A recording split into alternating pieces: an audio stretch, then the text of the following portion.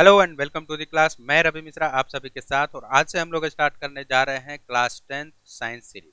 और आज से हम लोग पहला चैप्टर स्टार्ट करेंगे। जो पहला चैप्टर है आपके 10th क्लास में, वो केमिस्ट्री पार्ट से है और उसका नाम है chemical reaction and chemical equation. तो हम लोग लेसन बाय लेसन देखेंगे। इस लेसन में हमें क्या पढ़ना है, इंट्रोडक्शन पढ़ना है। इंट्रोडक्शन से हम लोग स्टार्ट करेंगे। तो सबसे पहले देखेंगे कि क्या क्या हमें इस चैप्टर में पढ़ना है। तो चलिए स्टार्ट करते हैं। तो सबसे पहले हम लोग स्टार्ट करेंगे types of changes in matter, यानी कि पदार्थ में जो परिवर्तन हो रहा है वो कितने प्रकार के परिवर्तन है। परिवर्तन प्रकृति का नियम है, परिवर्तन होता ही होता है। आप चाहे कहीं भी हो, आप अपने घर पे हो, चाहे जहां भी हो, परिवर्तन आपने जरूर देखा होगा। कोई बिल्डिंग नई है, वो पुरानी हुई, डिस्ट्रॉय हो गई, तो ये क्या है, परिवर्तन है। दूध से दही का बनना क्या हो गया, चेंज हो गया। दूध अगर आप एटमॉस्फेरिक टेम्परेचर पे रखते हो, रूम टेम्परेचर पे रखते हो, तो क्या हो जाता है, उसमें भी परिवर्तन हो जाता है। तो इसका मतलब क्या हुआ कि यहाँ भी परिवर्तन हुआ, यानी कि चेंज हुआ। तो इसके बारे में हम लोग पढ़ेंगे कि ये जो चेंजेस हैं किसी भी मैटर्स का, वो कितने प्रकार का होता है। दूसरा हम लोग देखेंगे कि केमिकल इक्वेशन क्या होता है, केमिकल इक्वेशन को बैलेंस कैसे करेंगे। अगर कोई केमिकल इक्वेशन दिया हुआ है तो उससे हमें क्या क्या इंफॉर्मेशन मिल सकती है, इन सब बारे में हम लोग जानेंगे। इसके बाद हम लोग देखेंगे कि if types of chemical reaction कितने प्रकार के होते हैं, यानी कि केमिकल रिएक्शन जो है उसके कितने प्रकार होते हैं। चाहे वो कंपोजिशन रिएक्शन हो, चाहे वो डिकम्पोजिशन रिएक्शन हो, चाहे वो डबल डिस्प्लेसमेंट रिएक्शन हो, चाहे डिस्प्लेसमेंट रिएक्शन हो, एक्सोथर्मिक हो, एंडोथर्मिक हो, प्रिसिपिटेशन हो, जो भी रिएक्शन है, हर ईच एंड एवरी टाइप का हम लोग डिटेल देखेंगे। इसके बाद हम लोग देखेंगे कि इफेक्ट ऑफ ऑक्सीडेशन रिडक्शन, यानी कि रेडॉक्स रिएक्शन के बारे में हम लोग देखेंगे। और रेडॉक्स रिएक्शन का हमारे दैनिक जीवन पे क्या प्रभाव पड़ता है, इसके बारे में भी हम लोग जानेंगे। इसके बाद इंपोर्टेंट डेफिनेशन, यानी कि जो भी इस चैप्टर में आपका टेक्निकल टर्म आएगा उसका डेफिनेशन हम लोग अलग से देखेंगे। और डेफिनेशन के बाद हम लोग देखेंगे एक्सरसाइज क्वेश्चन का सॉल्यूशन। एक्सरसाइज में जितने भी क्वेश्चन है उनका सॉल्यूशन, और इसके बाद असाइनमेंट आपको दिया जाएगा। हालांकि हर एक लेसन के बाद 3 क्वेश्चन आपसे पूछे जाएंगे। अंडरस्टैंडिंग चेक करने के लिए आपको हर इस लेसन में आपने क्या सीखा, इस बेसिस पे 3 क्वेश्चंस रहेगा, आपको उसका जवाब देना है और अपने आप को चेक करना है कि आपने क्या सीखा। तो चलिए आज का लेसन स्टार्ट करते हैं। सबसे पहले हम लोग देखेंगे types of changes in matter. जो पदार्थ है उसमें कितने प्रकार के चेंजेस होते हैं। किसी भी पदार्थ में जो चेंजेस, जो परिवर्तन होता है, 2 प्रकार का होता है। 2 types of changes in matter. पहला तो आपका फिजिकल चेंज हो गया और दूसरा आपका केमिकल चेंज हो गया। तो सबसे पहले हम लोग फिजिकल चेंज के बारे में पढ़ेंगे कि किसी भी पदार्थ में अगर फिजिकल चेंज हो रहा है तो इसका क्या मतलब होता है। फिजिकल चेंज का मतलब होता है कि कोई भी सब्सटेंस सिर्फ फिजिकल स्टेट में परिवर्तित हो रहा हो, यानी कि एक स्टेट से दूसरे स्टेट में परिवर्तित तो हो रहा हो, लेकिन उसका केमिकल कंपोजिशन क्या हो, बिल्कुल सेम हो, वो परिवर्तन नहीं हो रहा हो।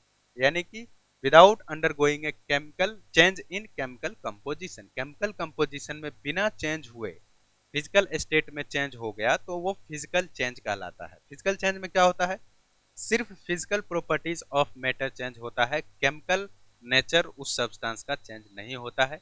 ये आपको याद रखना है। इसके बाद क्या कह रहा है, जैसे अगर आप देखना चाहो तो एग्जाम्पल के लिए आप देख सकते हैं H2O है। ये अभी क्या है, लिक्विड फॉर्म में है, यानी कि अभी ये तरल अवस्था में है। और H2O ये गैसियस स्टेट में है। तो इसमें क्या है, सिर्फ फिजिकल चेंज हो रहा है। अभी ये लिक्विड है, इसके बाद ये गैसियस में चला गया, तो इसका मतलब है कि इसका केमिकल कंपोजिशन सेम है। अभी भी इसका फॉर्मूला H2O है और गैसियस स्टेट में है, फिर भी इसका फॉर्मूला H2O है। यानी कि केमिकल कंपोजिशन हर हाल में दोनों का बराबर है, फिजिकल स्टेट भले ही चेंज हो गया हो। तो जब फिजिकल स्टेट चेंज हो जाता है तो उसको हम कहेंगे फिजिकल चेंज। केमिकल कंपोजिशन में कोई चेंज नहीं होगा। जैसे अगर लिक्विड स्टेट में है तो फिर ये आइस में परिवर्तित हो जाएगा, यानी कि सॉलिड में आ जाएगा। तो लिक्विड से या तो गैस में गया या सॉलिड में गया, आइस हो या वेपर हो या वाटर हो, हर स्थिति में इसका जो केमिकल फॉर्मूला होगा वो H2O ही होगा। तो इसका साफ साफ मतलब है कि इसका जो चेंज हुआ है वो क्या हुआ है, फिजिकल चेंज हुआ है। तो फिजिकल चेंज आप लोग समझ गए होंगे। आगे हम लोग देखते हैं केमिकल चेंज क्या होता है। कोई भी पदार्थ का अगर केमिकल चेंज होगा तो वो उसमें क्या क्या परिवर्तन हो सकता है।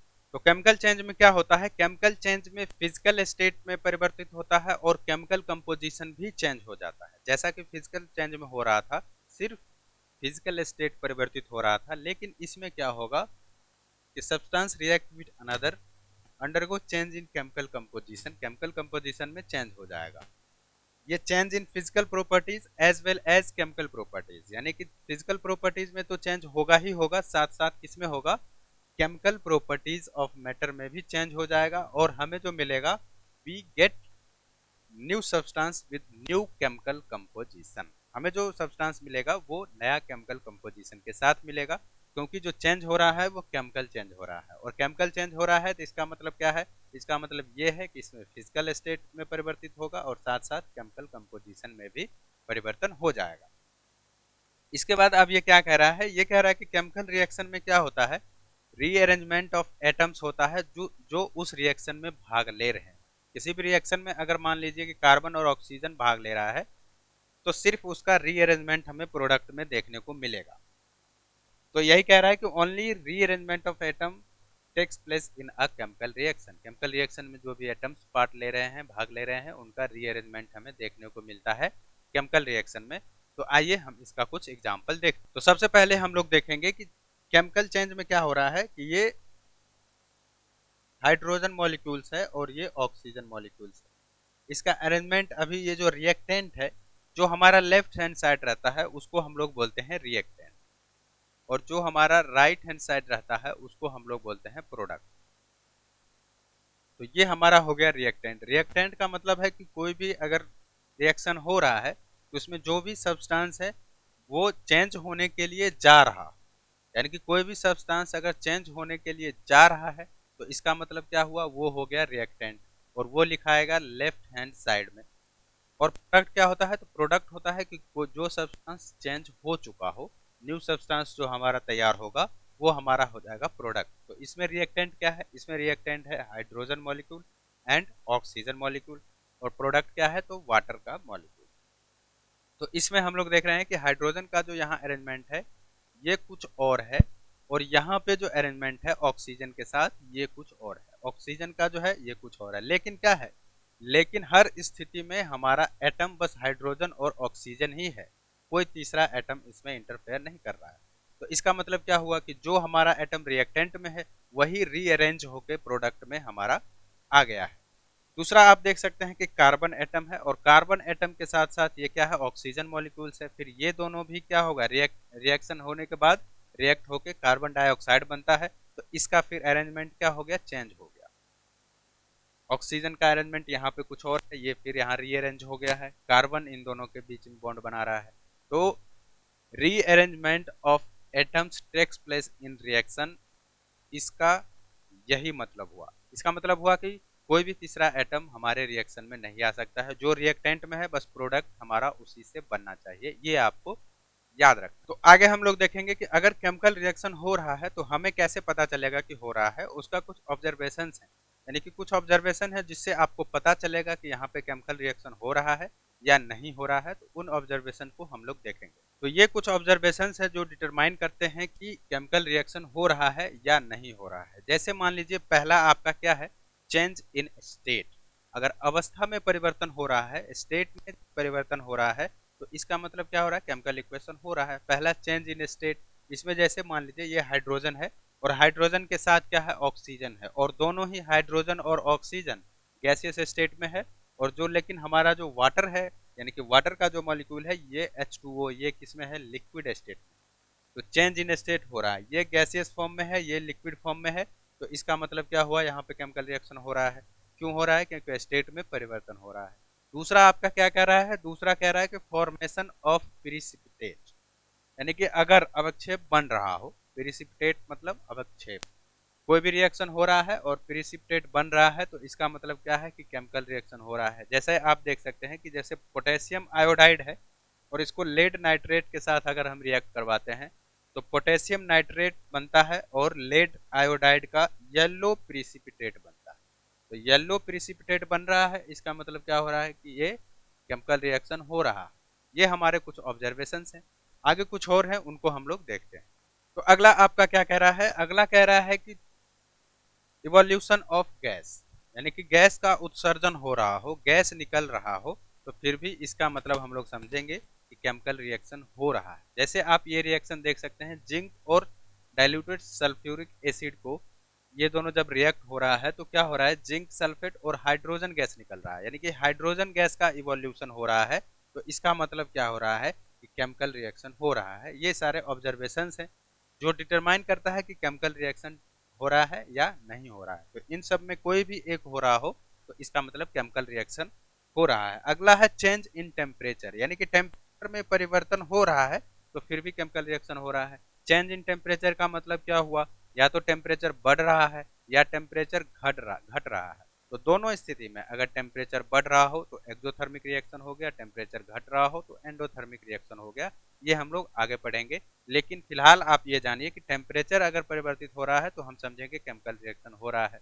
इसके बाद कह रहा है चेंज इन कलर, अगर कलर में भी परिवर्तन हो रहा है, कलर भी बदल रहा है, तो इसका मतलब क्या हुआ कि केमिकल रिएक्शन हो रहा है। जैसे आयरन अगर कॉपर सल्फेट के साथ रिएक्ट करता है तो कॉपर सल्फेट यहाँ पे क्या है, ब्लू कलर का है।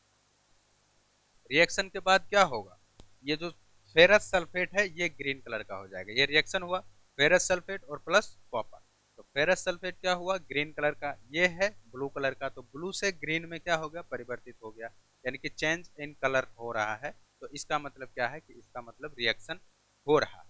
तो ये कुछ ऑब्जर्वेशंस थे जिनके बेसिस पे हमने पता लगाना था कि रिएक्शन हो रहा है या नहीं हो रहा है। तो आज के लेसन में हम लोगों ने पढ़ा कि types of changes in matter, किसी भी पदार्थ में कितने प्रकार के चेंजेस होते हैं। फिजिकल चेंज के बारे में हम लोगों ने देखा, केमिकल चेंज के बारे में हम लोगों ने देखा। इसके बाद कुछ ऑब्जर्वेशंस थे जिनके बारे में हम लोगों ने देखा कि कोई भी अगर केमिकल रिएक्शन हो रहा है तो उसका पता कैसे चलेगा।